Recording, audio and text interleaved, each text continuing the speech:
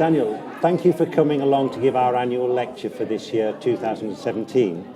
But one of the things that I know you're very interested in, besides the development of children's understanding of mathematics, is how to bring the neuroscience and education together and form stronger links.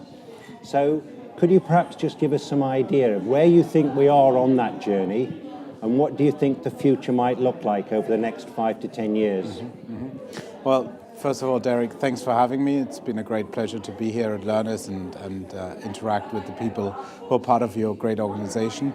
So I think it is very much a journey, and it will continue to be a journey. I think the notion that we could go from doing a brain scan to having a lesson plan is simply unrealistic, always was, always will be.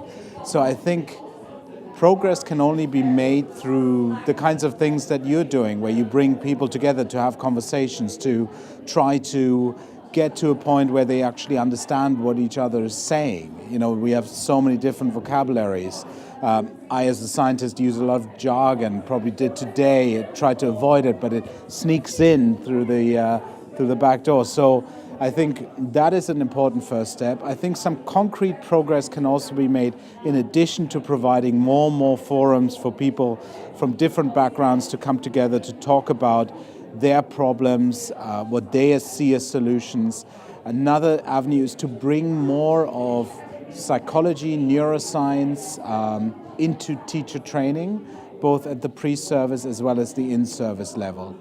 I don't know to what extent that is the case already in the UK, but what I'm seeing in a number of different countries, it's not happening. People are still being taught outdated models of development. They're not being exposed to the latest science of learning. So they can't necessarily then think about ways in which they could translate that science into their practice.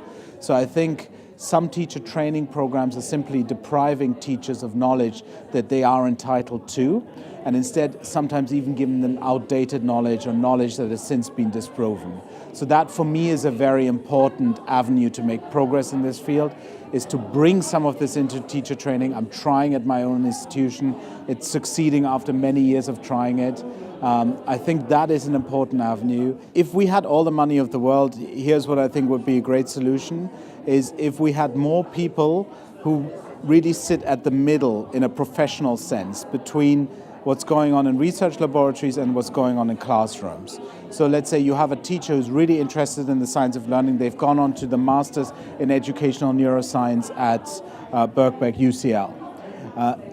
What if there was a position for them now with their, they've got a teaching degree and now they've got this Masters in Educational Neuroscience. They go back into a school context where they are the person that teachers can approach and say, I'm trying to teach my students this. What does the research say about that? They know how to get to the sources, they know how to evaluate that research, and they can make it presentable to the teachers in a way that isn't full of jargon.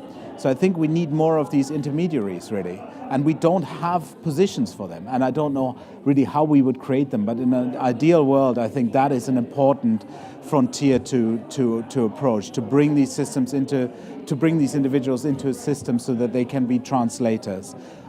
Because I, as a researcher, don't necessarily have a full appreciation of the complexities of the classroom, and teachers don't have an appreciation of the limitations of the research laboratory. So that person who sits in the middle can build those bridges more effectively. So in a sense, what Learnus is doing is working towards the model you've described, is trying to, A, bring people together, and B, to provide that interface and communication interface. Yeah. So we can do that in a small scale. Yeah. And we are also promoting that we ought to introduce more of the education and neuroscience into teacher training at both levels. So part of the question is, from your experience working with IMBES and others, how do you start to get the same ideas across into more national policy, if you like?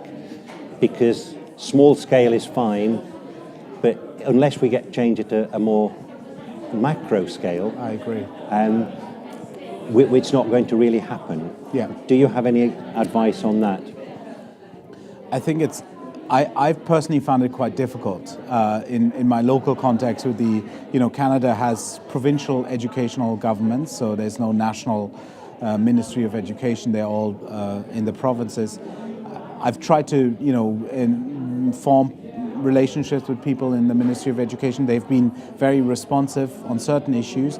But with the teacher training piece, it's been really with my dean at my local institution, and how to scale that then, if we can achieve that to other institutions, is unclear to me at this point in time. But I am very hopeful. I do think that, when I started out in this field, it sort of felt like progress wasn't being made. But now we've got more and more organizations who are advocating for changes that introduce the science of learning, neuroscience, psychology into teacher training, and building more capacity for translation, that I think eventually, hopefully, politicians will also pick up on this. But I don't know how it works in the UK context. I think in the Canadian context it's possible, but it's going to take time. I think these things just take a lot of time to mature, and for people to appreciate it. When I first approached our Dean of Teacher Training, that person just said, this is not relevant to their practice. I don't want this because it doesn't give them concrete examples of how to teach. Dan Willingham has this great quote where he says, teachers need to have mental models of learners in their classrooms. How do they get those mental models? They need to be science informed, right? And those mental models allow them then to practice in more refined ways. And I think on that sort of really positive note, I think it does take time. Yes. But it's not impossible. No. And I think from that point of view, thank you for your contribution to our lecture tonight. Yeah. And for the encouragement to carry on what we're doing. Great. Thank you for having very me. much. Thanks, Eric.